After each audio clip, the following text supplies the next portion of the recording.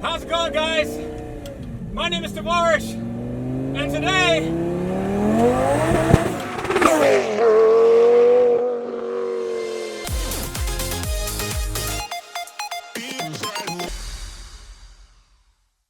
so if you guys are new to the channel, thank you so much for watching. I really hope you guys enjoy it. This thing is, well, you guys haven't seen it too much on my channel in the last few months, and the reason for that is, well, a lot of things, and I'll get into those later, but right now, we're actually doing a lot of work to make this thing drivable on that thing. It's called a street. Apparently cars drive on those. So this is my 2008 Lamborghini Gallardo Spider. It has a twin turbo kit that I made with the help of Tony, the welding Jedi, in my garage, and now it's at my new shop. This is actually the first time I have my Lambo at my shop, and it's all kind of coming together. This thing is epic, and take a look at this. This is how dirty it's gotten just over these runs of up and down the street. This is going to be a driver. This car is going to be a driver, not some show queen or not some garage queen. And I know I haven't had this car on the channel for a while. The reason why is because I've been diagnosing some issues. You guys will know that I've had some oil burning issues, and that is all but solved. Everything is okay from the initial startup and driving, but when I get into the higher RPMs, it does still burn a little bit of oil, and I think because I need a restrictor on the oil line, the oil feed. But what I've actually done is I ran the scavenge pump instead of into the oil tank. I ran it into the valve cover, and that actually got rid of a lot of oil issues. It doesn't leak anything, and it's nice and safe. So I don't have to worry about it. It's definitely not my engine. A lot of people were saying it's rings. Definitely not rings. It's a turbo seal, and the turbo is brand new, so everything should be good. I just need some restrictors. I have a one-way valve on the return line, and I'm getting really geeky here, but that is taken care of. I do have to put in the fender liners because they are actually on back order, and the ones on eBay, they just aren't very good quality. They're all brittle and broken, and they're very expensive, so I have to get those. But I do have, if you can see, I do have the little K&N socks on the air filters, so just in case it gets a little bit damp outside, I'm not putting water directly into my intake. But other than that, when you take a look at how great this car looks, I can't, there's no bad angles on this car. I'm just gushing about it because I've never had a car this nice. In the driver's seat is, you know this guy, is Eric. Hey, Eric. This is Eric Cruz from Vanquish Tuning. Oh, you got the Vanquish shirt, look at that. Oh, yeah. So Vanquish Tuning, and he did all the work getting all that power down to this Lamborghini. From this Lamborghini to this, okay, anyway. So what Eric's doing right now is he's getting the car dialed in for a few things. Number one is knock control. Now, knock control means that when the ECU senses knock, meaning a pre-detonation event, and that's something you definitely do not want in your engine, the ECU will retard timing and give the car a little bit less power and basically keep the engine from exploding. Now, that is very important.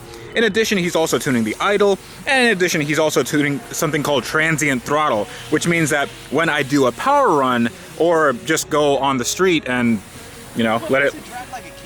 It's supposed to drive like a Camry. Okay, that's Eric said it. It's supposed to drive like a Camry. This is what Ludacris calls a lady in the street but a freak in the bed. Is that it? Yeah. Is that the technical term? Yes. No, that is a technical term. Yeah. Okay. We've actually been doing a little bit of work for the last 2 days. Eric has been here at my shop, and he's spending some time in my house, and we're getting quite acquainted. So we're getting very intimate. So today is going to be the final day because I have other things to do other than this car, and you guys will see that later. But we are definitely going to take this car out on the road, and you guys have already seen it. This thing rips.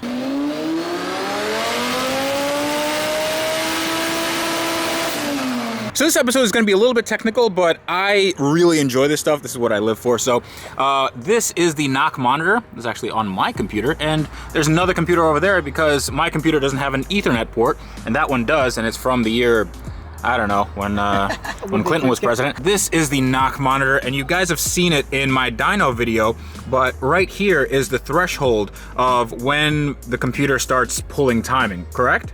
Oh, no.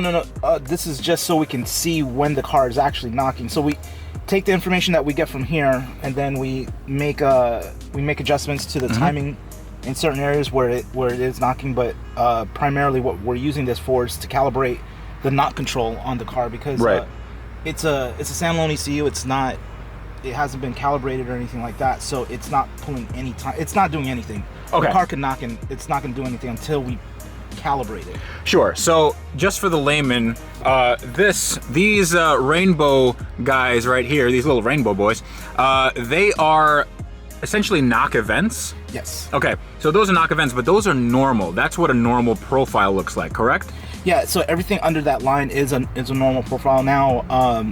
Since the car wasn't actually actively pulling ignition timing on this run, the air inlet temps were a little high, so it did knock a little bit, and so that's when I'm trying to go back into the software, calibrate the knock control, so it will, whenever it sees even just a little bit of knock, it'll pull the timing, and we won't. This is very little. This is minor. Yeah. But after it's all said and done, we won't even get that. We might get like a little peep. Just see this guy right here? Yeah. If we get a knock event, we'll have like maybe a peep like that, and then that's it. The computer will take care of it from there. Okay. Without it, and if you were in full throttle, you would, the y-axis shows intensity. So if we didn't have it dialed in, you would get knock events like way up here. Okay, so, and those are bad. Those are the engine destroying kind, correct? So if you want to like visualize it, knock is kind of like gunpowder. Yeah. You can have like a small firecracker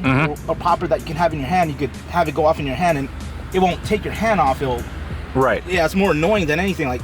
Yeah, but then you have like a grenade or something. Then at the very top is like 5 sticks of dynamite. Yeah. So where it will kill the engine. So we're taking them out at the little popper firecracker stage. Okay, so that ain't gonna hurt nothing. No, it's not hurting anything. And so this is a run I did yesterday or a few days ago, and these little events, this is actually because the intercooler pump was not on. I forgot to put the fuse in, and we had intake air temperatures that were a little higher than I would have wanted. So now the intercooler is on, and we shouldn't see any of this technically. But we got some good data from it. It was an accident, but we got some good data.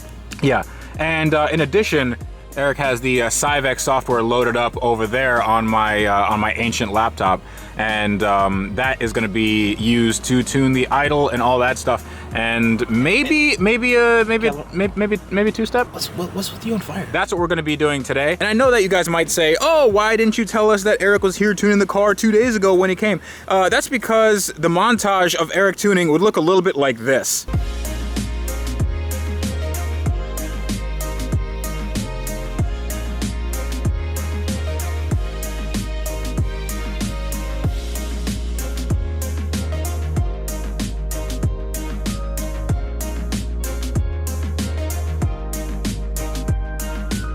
So Eric not only found where you can do two-step in Cyvex, he also gave my Lambo a little bit of stank.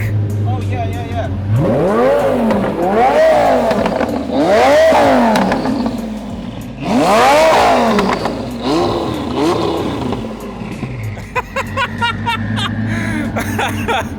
Oh yeah, you want to build some boost? Yeah, let's build a little boost. Why not? Woo! Dude! Oh my God! Dude!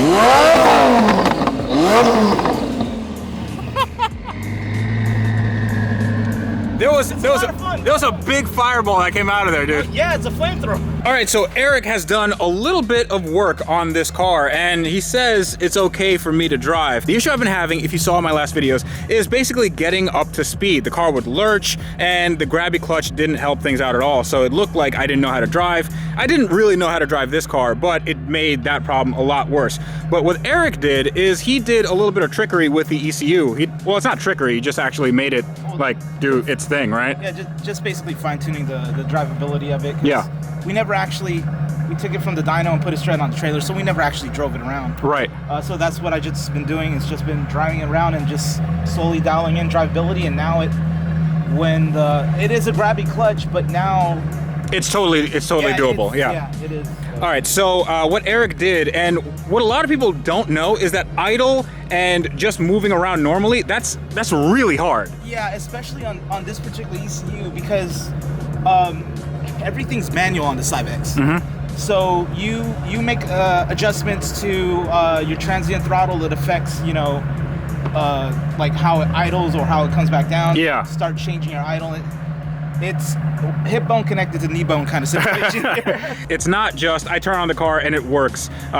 You've been changing timing, giving it a little bit more torque in the lower rev ranges, and you also think that this engine might be lower compression than a stock Gallardo? Yeah, because a stock Gallardo, if you get on it with even like 20% throttle, it kind of has a little bit more torque than this one. I've been adjusting the cam phasing, the ignition timing, everything I can to get a bit more torque out of it, like a higher compression Gallardo or like a stock Gallardo. Yeah.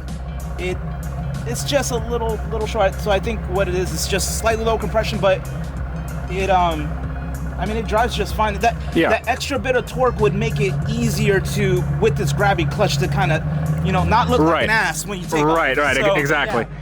So the low compression engine basically means that it's built for boost, and I know that this engine is built to withstand about 1,600 horsepower, and I do have the spec sheet on that for the most part. So this is very likely to have a low compression engine, but we'll see how it drives. So I'm gonna take it for a drive.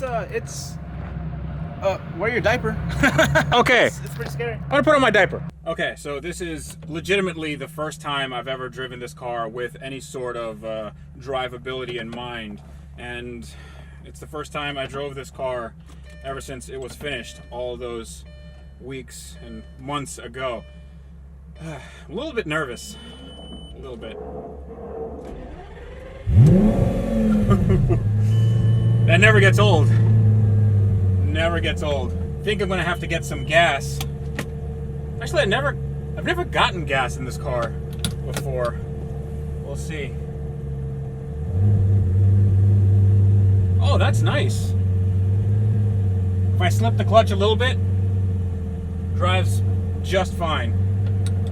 It is a very grabby twin disc clutch. Oh, I stalled. Gotta give it a little more RPM and we're good.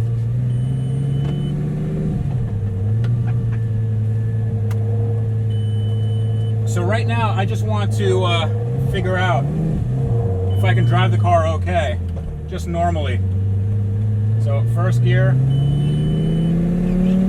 Oh my God, it's so loud.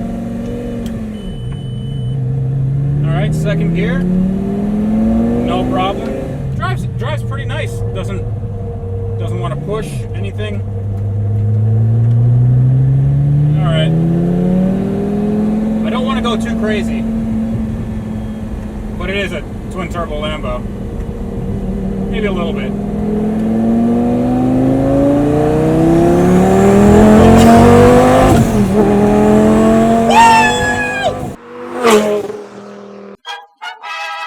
Here's the first time I'm actually getting gas in the Lambo. Hope it doesn't blow up. How's it going, guys? My name is Tavarish, and today...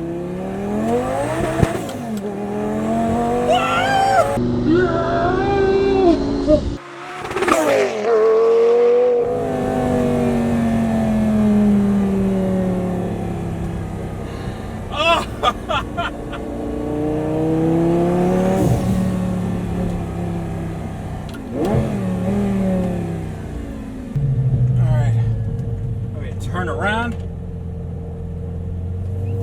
Let's do one more. For science, I need to figure out if everything is okay. So this is still rear-wheel drive. Back end dances around quite a bit. Quite a bit. Oh, it sounds so good. I miss this car. I miss this car so much. When it hits in second, when that boost hits. Let's see if I can stay in it a little bit. Don't want to go crazy, but...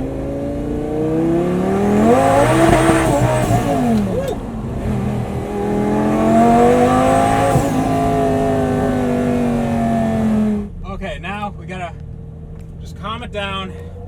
Calm it down. Oh.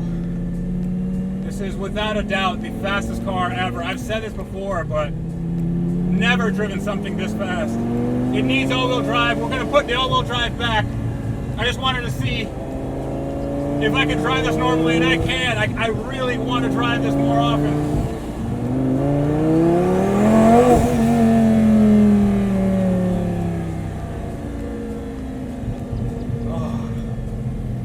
Oh my God. Guys, if you need anything done, anything at all done to your it's your car's ECU, then you call that guy.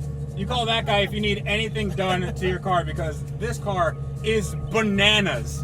And there's no check engine light, nothing on the dash. Everything is as it should be. I will be doing a more in-depth review of the car, kind of driving and handling and all that stuff coming up. But I just wanted to show you guys what the finished product of this car is like. Oh! It's just it's ridiculous, isn't Dude, it hits the rev limiter so hard. It's insane. It is absolutely insane. And it takes a little bit of getting used to with this gated shifter, because usually you want to go from like, you know, third to like second, but I feel like I'm gonna break something, so I'm taking it slow, but it's like jerking me. Dude, it's insane. It is insane. You are a freaking virtuoso on this stuff. Well, thank you. I take my crap seriously. All right, so he takes his crap seriously. Go check him out. Link in the description below for all that stuff. Definitely give him a ring, and over Skype. You do remote stuff too. Yeah. Yeah. Over what is it? TeamViewer and all that stuff. So, and he knows a lot about different types of cars. And I mean, he learned about this stuff on my car. And this was my first foray into Cybex. So. And he did such a great. I mean, just listen to how this just sounds amazing. All right, I'm gonna get out of this car and stop shaking. I think that's it.